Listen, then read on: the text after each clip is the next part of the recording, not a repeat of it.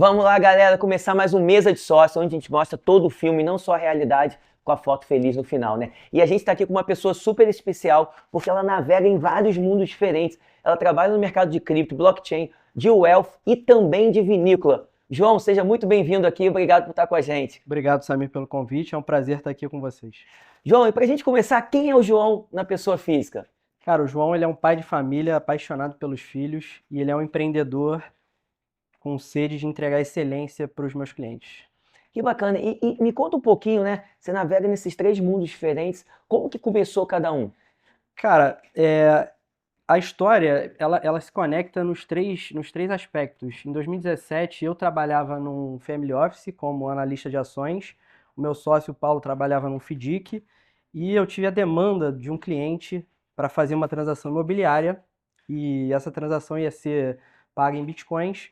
Na época, 2017, início de Porra, 2017 bem. era muito pouco conhecido. E ali eu tive a sorte, ou coincidência, de estudar na PUC e na PUC lançar um curso de operador de criptomoedas. Foi o primeiro do Brasil. Eu chamei o meu sócio para fazer comigo. E dali a gente começou a caminhada no mercado, enfim, a desenvolver a Wealth, a vinícola, tudo isso depois. Mas acabou que esse foi o início, né? E daí 9 anos de mercado para frente. Pô, que bacana. E da onde veio a ideia da vinícola?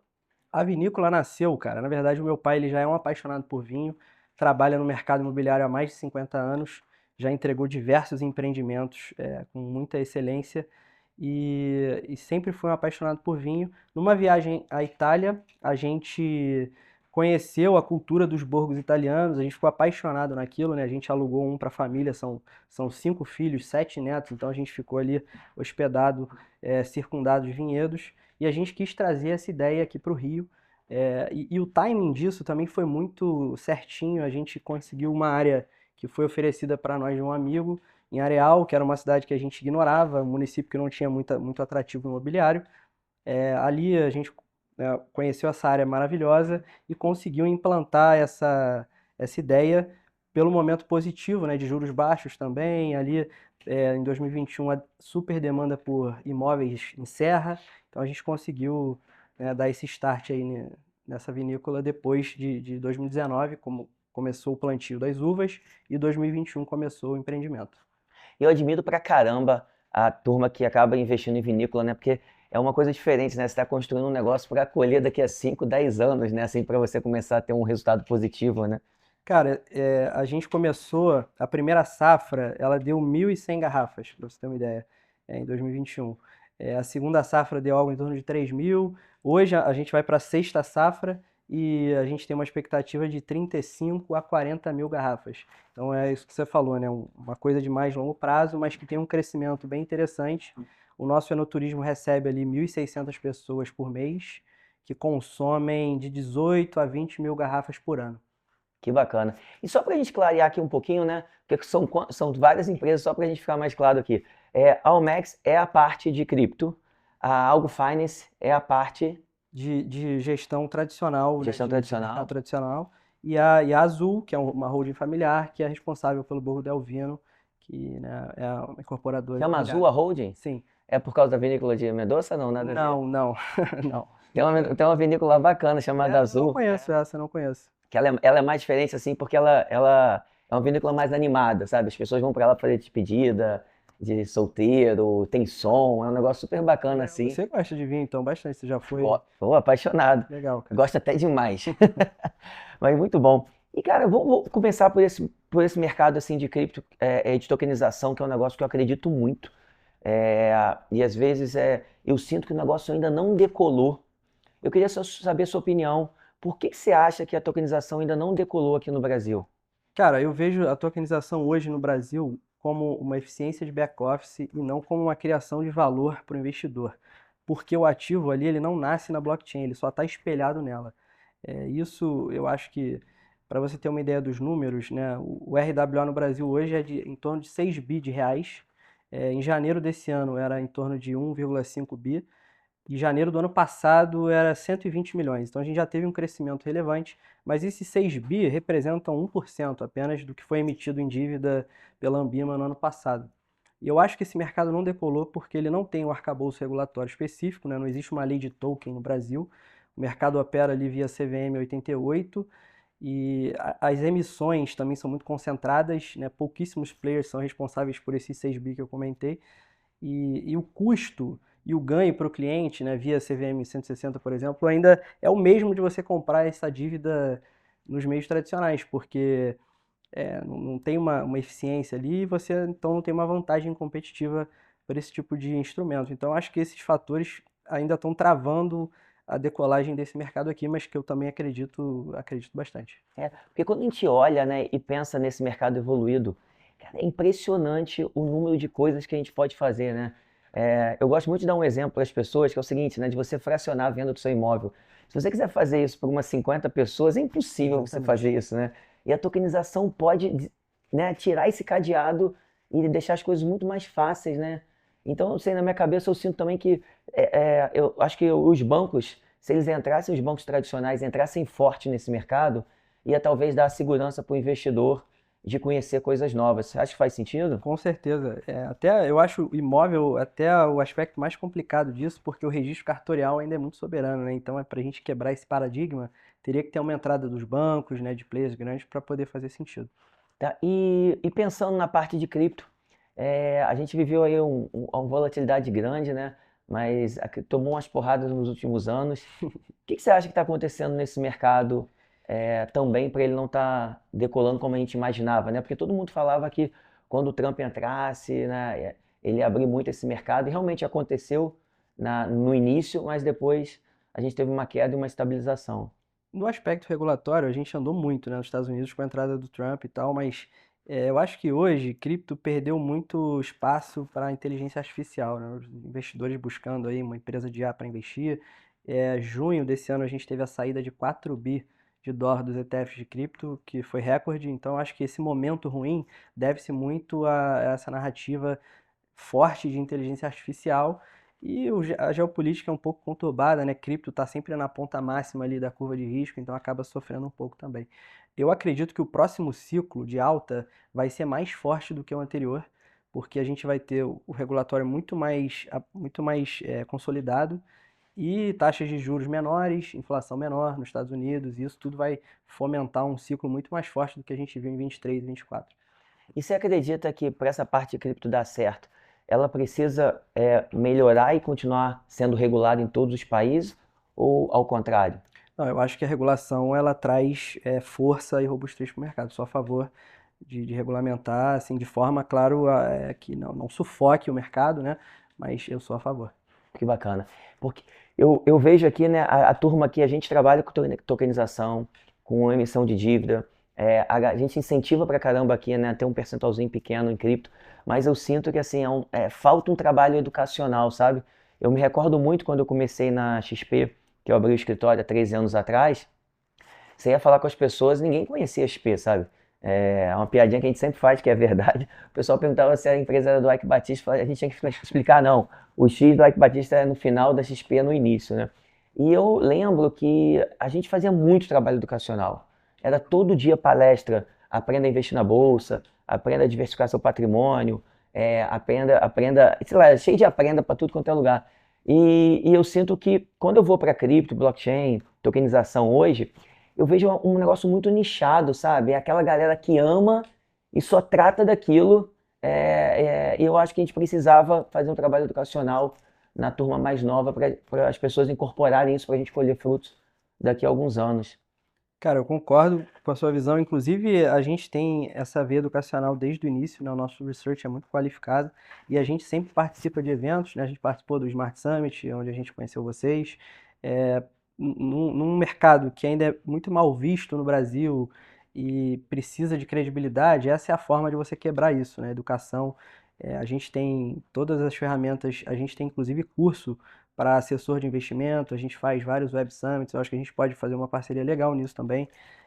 Eu acho que é fundamental para a entrada desses players que não conhecem, a principal razão é que eles não conhecem o mercado, né? Entendi, concordo pra caramba. E pode contar com a gente nisso. Ano que vem tem o Summit de novo e todo ano a gente sempre coloca no Smart Summit lá, que é o nosso evento anual, uma sala dedicada a cripto, tokenização.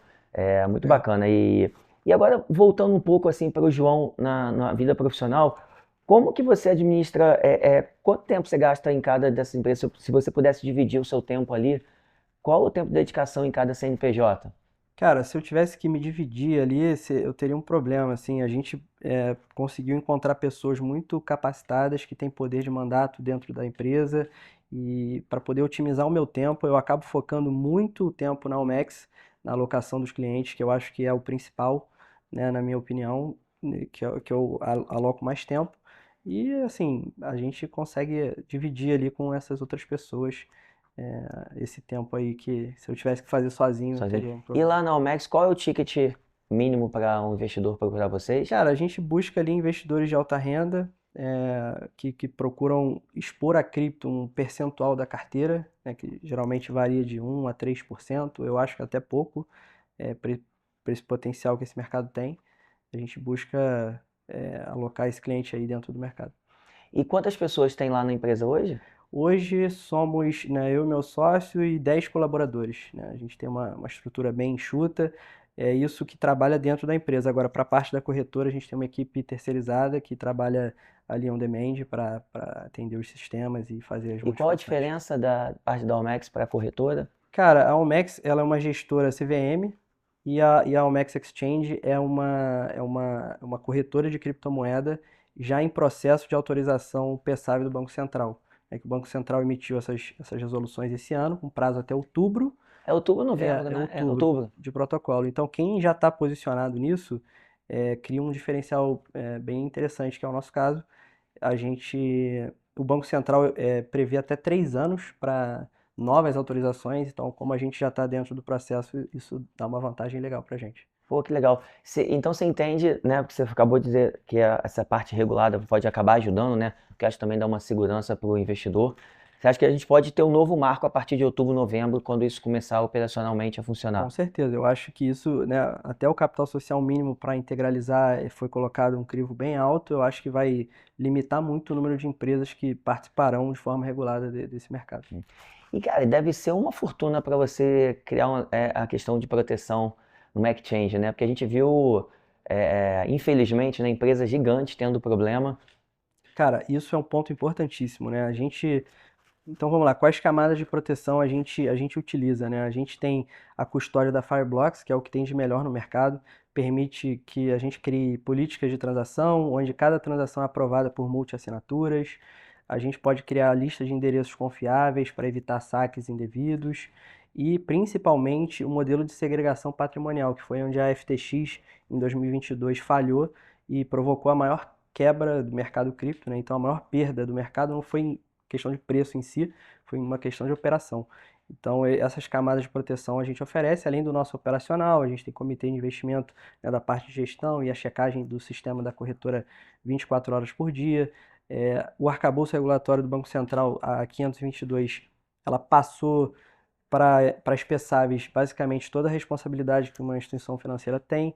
Então, a gente faz Isso é KYC, bacana, né? Porque a gente faz KYC padrão, normal, a gente faz o KYT, que quando um cliente, que é o Know Your Transaction, né? Quando um cliente deposita cripto de um endereço externo na corretora, a gente faz a checagem desse endereço, se ele não está em nenhuma blacklist ou se não faz parte de nenhum hack.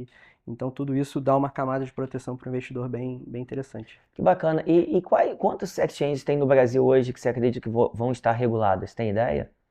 Olha, eu acho que até o momento nenhuma conseguiu ainda tirar essa licença de fato. Principalmente as corretoras globais, elas estão observando como as corretoras locais vão se comportar. A gente, né, nossos provedores de liquidez, eu esqueci de comentar, é a OKEx e a Bybit, que são as duas maiores do mundo.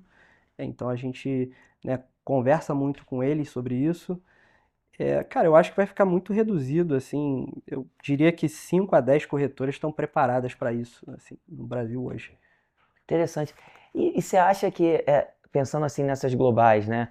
Você acha que essa parte da regulatória pode afastar uma Olha, Coinbase, se essas a gigantes? Binance, por A exemplo, Binance. que é a maior do mundo, ela está tendo problemas na União Europeia, né? Ela não conseguiu tirar lá o MiCA, né, que é a licença europeia. Ela está perdendo muito usuário para o OKEx, que já está com essa licença lá. Eu acho que se elas não se adequarem aqui no Brasil, elas vão Vai ser acontecer a mesma forçadas e coisa. vai acontecer a mesma coisa. É bacana. Eu sou a favor também dessa parte regulatória, porque ajudou muito. A gente que trabalha no mercado financeiro aqui, todas as coisas são reguladas, acaba dando um conforto muito grande para o investidor. E no final das contas, né, a gente está num país aí que o grosso da população está gastando dinheiro com bet. A população adora uma pirâmide, né? Que eu não sei como que as pessoas caem nesse golpe ainda de 10% ao mês. Cara, isso é E inacreditável. é inacreditável, né? E então essa parte eu acho que é bacana. Eu fico feliz porque eu acredito muito nessa parte da tokenização, da parte cripto. Eu gosto pra caramba também. Gostei muito da questão dos ETFs também, é um negócio bacana, Sim, né? não, isso foi um marco Eu acho que importante. dá uma facilidade para as pessoas, Sim. né? Esse é um diferencial também nosso de um ETF, né? Já que você contextualizou, a gente faz uma gestão ativa, né? A gente busca aí do on-chain, a gente busca hedge.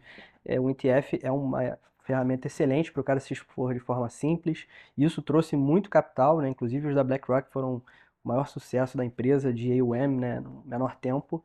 Então isso para o mercado foi importantíssimo. Pô, bacana. Agora vamos mudar um pouquinho para a parte que eu mais gosto aqui. Vamos voltar um pouquinho lá para a parte da vinícola.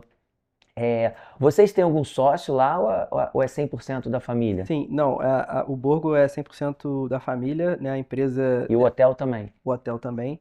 É o meu pai, como grande figura, né, um grande ícone da nossa família, fundou a empresa junto com meus dois irmãos mais velhos, o Bernardo e o José Carlos, que são responsáveis pela parte de incorporação, e a gente toca isso junto lá.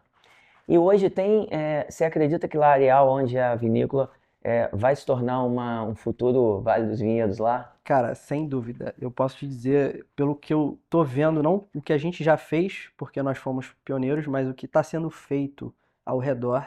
Se você for lá um dia comigo, eu vou te mostrar, cara, é de cair o queixo. A qualidade dos empreendimentos que estão fazendo em Areal. Mais de 20 vinícolas sendo desenvolvidas, com uma Cara, excelência mais de assim, 20. absurda. Então, assim, Alguma delas já está com essa missão também de colocar um hotel boutique como vocês? cara, eu acho que sim, eu acho que sim, mas não com essa temática italiana, né? Vão ser empreendimentos diferentes, mas sim.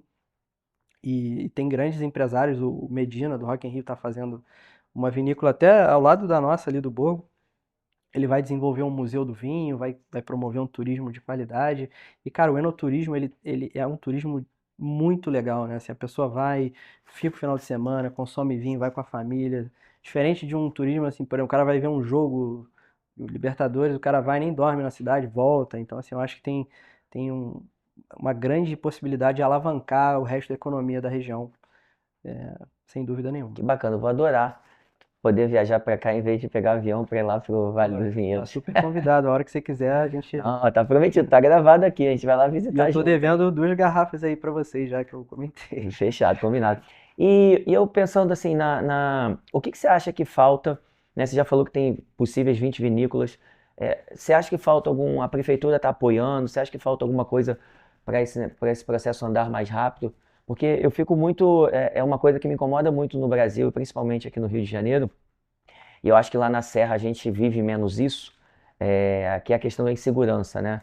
Então, aqui no Rio de Janeiro é uma pena, né? A gente tem uma das cidades mais bonitas do mundo, um dos lugares mais incríveis, e o turismo aqui, ele poderia ser muito melhor, poderia dar muito mais receita para a prefeitura, para o estado, e consequentemente ia ter mais empregos e tudo ia ser melhor, né? E essa questão da insegurança, lá a gente acaba que não tem tanto, né? Assim, é muito mais tranquilo. Eu tenho casa lá em Araras, perto da sua vinícola, e eu vejo, né, é um clima muito mais tranquilo. É, mas o que que você acha que falta para esse processo acelerar mais ainda? Cara, eu diria que até aqui a gente chegou com um apoio muito bom lá da prefeitura. Tem um prefeito lá novo, garoto assim, excepcional, com uma visão de empreendedor mesmo, diferente daqueles políticos mais antigos. Então, cara, tudo que a gente precisou foi resolvido com muita velocidade. E não só a gente, como, né, mais de 20 vinícolas sendo desenvolvidas. Então, assim, ele criou esse polo na região. Então, esse apoio a gente tem, cara. Eu acho que não falta nada. O que falta, talvez, é um apoio do Estado, que ainda não vingou. Já teve um evento aqui na casa ali, da Casa da Gávea, né, que chama ali, eu acho, das vinícolas da região serrana, para apresentarem o vinho. Mas, assim, algo muito tímido. Eu acho que falta um pouquinho esse apoio do Estado, mas Moçada. o local lá tá, E assim, é engraçado você ter nota falado 10, cara. isso. Eu entrevistei um candidato a governador aqui semana passada e eu mencionei justamente isso para ele, falando um pouquinho da nossa empresa, né? A gente está aqui há 13 anos no Rio de Janeiro, né, a Investmart, a empresa que eu fundei. a gente não foi para São Paulo, quase todas as empresas do mercado financeiro foram para São Paulo. Cara, a gente nunca teve um apoio do Estado em nada, assim, sabe? A gente organiza aquele evento que você teve a oportunidade de estar com a gente lá, que é o Smart Summit, que é um evento que a gente fala de negócio, investimento, política, economia, empoderamento, fala de tudo, né, nesse evento. E eu acho que falta, sabe, assim, eu sinto o Estado nessas parcerias privadas, público-privada, ele deveria estar, porque a gente que mora, né, a gente que mora aqui no Rio, você que está com a vinícola lá, pô, eu adoraria ajudar o Rio de Janeiro de alguma forma a sair dessa bagunça que é, sabe, de insegurança. Foi até engraçado que, engraçado não, né, é, é ruim, mas engraçado aquele modo de falar. No dia que o candidato a governador estava subindo aqui, o assessor dele foi assaltado aqui no prédio e perdeu o celular. Caraca, Então, assim, meio-dia, 1 hora da tarde, sabe? Então, caraca. eu sinto muito isso que você falou, que bom que a gente concorda nisso. O setor público, em geral, ele poderia estar se aproximando mais do empresário, porque, afinal, a gente está aqui no Rio de Janeiro, a gente quer ajudar, né? Porque se a gente ajudar aí, essa dupla der certo, todo mundo vai acabar se dando bem, né? Com certeza. Eu amo o Rio, cara. Eu morei aqui bons anos da minha vida. Eu venho muito aqui, a minha esposa ama. Eu moro lá na Serra, mas enfim, o Rio faz parte da minha vida. Eu também gostaria de ver assim, o Rio melhorando. Hoje você mora lá? Eu moro lá, eu moro em Itaipava. Na verdade, eu nasci lá, eu sou de Petrópolis. Aí eu vim para o Rio em 2012, faculdade e tal. Aí fiquei aqui até 2021. Meu filho nasceu em 23. Aí eu voltei para lá agora. Tô morando lá de novo. Ah, que bacana. Então você tá mais tranquilo lá, né? É, tô um pouquinho mais. Boa, bacana. E pensando agora, assim, nos próximos passos da vinícola, o que que você acredita que seja? Cara, a gente tem o plano de expandir o Borgo para outras regiões do Brasil. A gente já está com um projeto lá para o interior de São Paulo, para Araçoiaba, e a gente quer consolidar o Borgo del Vino de Areal como um destino de vinho do Brasil, como você bem falou, como o Vale dos Vinhedos. A gente quer criar esse destino e ampliar o empreendimento para outras áreas do Brasil. E como é assim, muda muito essa questão do solo, né? Lá da Serra, comparado lá com o Vale dos Vinhedos, comparado da Toscana, de onde veio a ideia da sua família, né? De chamar lá de Toscana Carioca. Muda muito essa parte da região, atrapalha muito aqui no Rio, por ser um lugar mais quente. Muda muito, mas o calor em si não interfere diretamente. O importante é você ter uma amplitude térmica. Se de dia faz muito calor, à noite a temperatura cai muito, isso é muito bom para a uva. E o solo depende muito do que você vai plantar. Por exemplo, lá em Areal a gente tem o Syrah como principal terroir. É, a uva Merlot, por exemplo, não pegou, né? Foi a única das principais que o solo não aceitou. Mas, né, Cabernet Sauvignon, Cabernet Franc, Malbec, Sauvignon Blanc, Ferrar todo. e Caramba, Syrah é o Merlot. principal ali que dá. Caramba, mas em todos os vinhedos. Em todos os nossos, né, lá. De vocês, tá? Sim. Caramba, que engraçado, né? E por que o do Merlot? Tem alguma coisa técnica de não ter? Cara, eu acho que o solo não aceitou, enfim, a espécie da planta ali não pegou muito bem e a produção acabava sendo muito tímida e não fazia sentido a gente manter. Aí a gente enxertou na própria parreira, a gente fez uma modificaçãozinha lá que o enólogo fez pra gente não perder a planta, enxertou Syrah E foi. e foi. Que bacana. E como que você faz para arrumar mão de obra, sendo que vocês foram um dos pioneiros, né, a ter uma vinícola lá? Assim, você tem que criar um mercado, né? Como que você faz para ter pessoas técnicas lá para ajudar a amparar esse crescimento? Olha, isso, como eu comentei, a prefeitura ajudou muito. Ela criou cursos técnicos de turismo, de todas as atividades que seriam competentes ao Borgo e às outras vinícolas. E isso a gente está criando ainda uma mão de obra lá, mas, por exemplo, o hotel tem mais de 100 funcionários, a maior parte da mão de obra é de lá. Inclusive, quem faz o enoturismo é um rapaz de lá que está super competente. Então, isso a gente teve uma ajuda da prefeitura lá muito interessante. E atrapalha um pouco, João, assim, pelo menos assim, nas vinícolas que eu fui, por ser muito, né, elas não são muito planas, né? E geralmente, sei lá, vários outros vinícolas que eu já fui plana, atrapalha muito essa questão da condução do processo, assim, da uva. Cara, não atrapalha se você tiver ali a disposição certinha né, das plantas e você poder fazer o cultivo na época certa. Porque varia muito também. A nossa safra do ano passado, por exemplo, fez muito calor e a gente colheu um pouquinho tarde. E qual foi o resultado? No vinho, isso perde um pouco a acidez. e aí você tem que corrigir ali com um processo químico, mas que é normal. Então, essa adaptação a gente também está pegando ainda, né? A gente está ainda indo para a sexta safra, mas, cara, é um trabalho assim de muito carinho. O meu irmão, que tá mais à frente disso, ele tá, cara, a gente brinca que ele é engenheiro, mas agora ele virou enólogo, porque, cara, Tem que aprender, não tem ele jeito. aprendeu, a gente trouxe uma equipe lá do Sul, que deu uma consultoria inicial, mas hoje a gente toca sozinho tudo.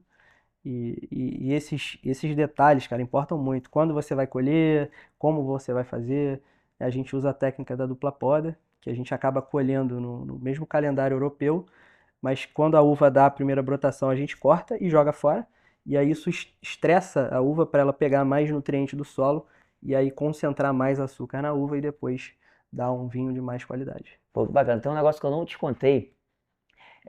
Eu morei na Nova Zelândia um ano. Tava no meio da faculdade de Direito, sou advogado de formação, trabalho no mercado financeiro, mas sou advogado de formação. Eu estava no meio da faculdade e eu sentia que precisava fortalecer o inglês e também não estava com umas amizades muito boas. Eu falei, pô, eu tenho que dar uma mudada na minha vida, né? Eu fui Legal. para Nova Zelândia e eu cheguei lá sem saber falar nada de inglês, com os US$ 500 no bolso. No segundo dia eu pulei de paraquedas, já gastei quase o dinheiro inteiro. E o dinheiro deu para pagar o dinheiro do albergue e mais o do paraquedas, né? E no terceiro dia, segundo ou terceiro dia, eu estava trabalhando na vinícola. Então, assim, eu fiz de tudo que você puder imaginar na vinícola. Cara, que legal. Eu fiz o pruning, de você cortar, eu não sei como que fala em português, mas de você cortar Cara, os eu vinhedos. acho que é poda mesmo, né? Foda, né? E depois eu fiz o clean, aí você tinha que ir cortando. Aí depois você tinha que fazer o clean, né? De você limpar. E, cara, era fogo, porque você imagina Nova Zelândia assim, você começava a trabalhar às 5h30, 6 horas da manhã, um frio da porra. Quando às vezes você puxava ali aquele galho, vinha um galhada na cara, aquilo te dava mais raiva e você puxava com mais Pô, mas força. tá explicado então por que você gosta tanto de E vinho. tomava. Legal, Mas cara. aquela época eu não conhecia nada, vou te contar. E aí, depois eu fui trabalhar no wrapping, que era amarrar, não sei Uhum. como que fala, o nome que vem na minha cabeça sempre que eu trabalhei, né? Você amarrar os galhos, né? Um aqui, um aqui, um aqui. E você tinha que amarrar isso e tudo isso. Começava às 5 e pouca da manhã e ia até 10 horas, 11 horas, meio-dia. Mas era um trabalho que lá pagava muito bem, cara. Era um trabalho que pagava por hora, na Nova Zelândia. Ninguém queria trabalhar na fazenda, né? Então, os turistas, os É, estrangeiros que iam que faziam pô, legal. esse trabalho sujo. Então, é engraçado, porque eu fiquei com um carinho, não era apreciador de vinho naquela época ainda, era muito novo, mas eu fiquei com um carinho muito grande, assim. Então, sempre quando eu vou na vinícola, assim, Ah, isso deve ter te marcado assim muito, né, cara? me Pô, relembra a legal. parte lá da época. Eu trabalhei depois também na parte de depósito, colando label nas garrafas. E aí foi a experiência, então eu acabei vivendo muito esse mundo, né? Por isso que eu Pô, gosto que pra bacana, caramba cara. desse mercado. Agora, pegando um pouco lá para essa parte da vinícola, o que que foi da primeira e da sexta safra, o aumento de garrafas assim? Então, a gente começou o plantio em 19. A primeira safra ela foi dar só em 21, com 1.100 garrafas. A próxima safra deu 1.300, a terceira deu um saltinho para 3.000. Hoje a gente está indo para a sexta safra com uma expectativa de 35 a 40 mil garrafas. Caramba. Quando você pega assim, só o vinhedo, 40 mil garrafas já faz o break-even da operação? Cara, já faz. E Bacana. até inclusive agora a gente vai poder tanto guardar um pouco da produção para a gente, porque acaba sobrando nada. é, Tudo é consumido no enoturismo. A gente vai poder guardar um pouquinho para a gente e vai poder comercializar para fora, porque hoje só é vendido lá. 100% das garrafas são 100% vendidas são lá? vendidas lá, porque a Tem produção nada aqui é vindo para pequena. o mercado aqui Não, para. nada, zero, zero. Agora que a gente está olhando um pouco para isso, qual estratégia fazer, né? Qual produtor, qual distribuidor pegar, enfim, agora vai ter um excedentezinho que a gente vai poder colocar para fora. Que bacana. E também com a abertura do hotel, ajuda pra caramba Ajuda, também, né? aumenta também o consumo, né? A pessoa fica lá e claro que a gente tem vinhos de outros lugares, mas o interessante é você pô, tá ali tomar o nosso vinho, que, cara, particularmente é muito bom. Posso falar um pouquinho aqui das nossas safras premiadas. A gente ganhou 4 medalhas de ouro no Brasil Wine Challenge, que é o único concurso de vinho reconhecido pela Organização Internacional do Vinho. Então, o nosso Syrah 2023 foi premiado. o nosso Cabernet Franc 2024 e o nosso 5, que é em homenagem aos 5 filhos do meu pai, também foi premiado nesse concurso. Pô, que legal, cara. Parabéns. E é algo que a gente nunca imaginou, cara, para ser sincero. Assim, a gente começou o empreendimento olhando isso como apenas matemática, para a gente carregar aquilo, vamos ver no que dá. Hoje, cara, a gente está produzindo vinhos de altíssima qualidade e, de fato, hoje a gente acredita, mas no início a gente duvidou disso. A gente, cara, como que a gente está fazendo um vinho desse aqui em Areal? É uma coisa que a gente não acreditava. Pô, orgulho aí pro estado, né? E pensando assim um pouquinho agora para os próximos, mudando um pouquinho de assunto agora, para a gente voltar para a parte lá da Almex, o que são seus planos, seus próximos passos e planos para a Almex? Cara, a gente tem 9 anos de mercado. A gente, né, entrou quando não tinha regulamentação, não tinha custódia institucional, não tinha nada. Eu e meu sócio, a gente passou os últimos 2 anos e meio trabalhando essa infraestrutura para entregar o que faltava. E o plano para o futuro, cara, a gente pretende capturar um share do mercado tradicional, dessa alocação do mercado tradicional para cripto, né, de uma maneira diferente de um ETF, enfim, como eu comentei aqui, né? Então, nosso objetivo agora para frente já que a gente preparou tudo, capturar um pouquinho desse share do mercado tradicional.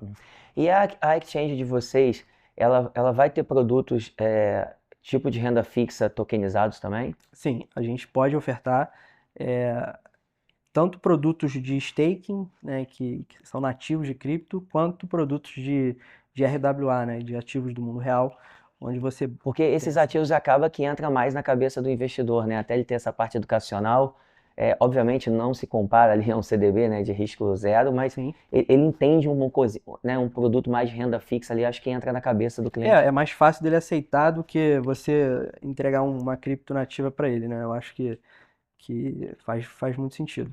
Pô, que legal. E a gente está chegando no final aqui, João, eu queria te perguntar o seguinte, tem algum livro que te marcou, que você possa falar aqui para a gente incentivar as pessoas nesse empreendedorismo, de fazer uma coisa nova, né? Você foi um cara, né, super pioneiro, sua família foi pioneira na questão da vinícola lá, você foi um cara pioneiro de começar com cripto lá atrás. Tem algum livro que você poderia falar para as pessoas que te incentivou ou que te ajudou a ser o empresário que você é? Cara, eu vou falar aqui e não é porque eu tô aqui, é assim, um sonho, o sonho grande não, é o da XP, do Benchimol, esqueci o nome Na agora. raça? O Na Raça. Cara, um sonho grande eu li também, eu acho que é inspirador, mas o Na Raça, cara, me fez acreditar que é possível você conquistar o que você quiser se você perseverar. Então eu acho que, não é porque eu tô aqui, né, não é porque é XP, mas assim, de verdade, eu acho que é um livro que me marcou e que me, né, inspirou a entregar tudo isso que a gente tem feito. Pô, que bacana. Alô, Benchimol. Não, esse livro é bem bacana mesmo e a XP fez um trabalho incrível, né? Uma empresa brasileira que lutou contra os bancões, né? Quando eu entrei nesse mercado há 13 anos atrás, a estatística era zero de assessor de investimentos no país, hoje 14%. Ainda falta muito, né? Tem muita estrada ainda para a gente crescer. Nos Estados Unidos, 99% da população tem um assessor de investimento, mas a XP deu esse primeiro pontapé e ajudou muito esse mercado a crescer. Super bacana, João. Obrigado. Muito obrigado pela sua presença aqui, tá? Um prazer conhecer a tua história. Ó, Borgo del Vinho, foda. Quem quiser depois bota no Google aí para ver as fotos. Tem hotel, vinho maravilhoso, premiado. Faz sentido todo mundo ir lá para conhecer e apoiar aí o nosso estado, tá bom? Muito obrigado a todos. Até semana que vem na Mesa de Sócio.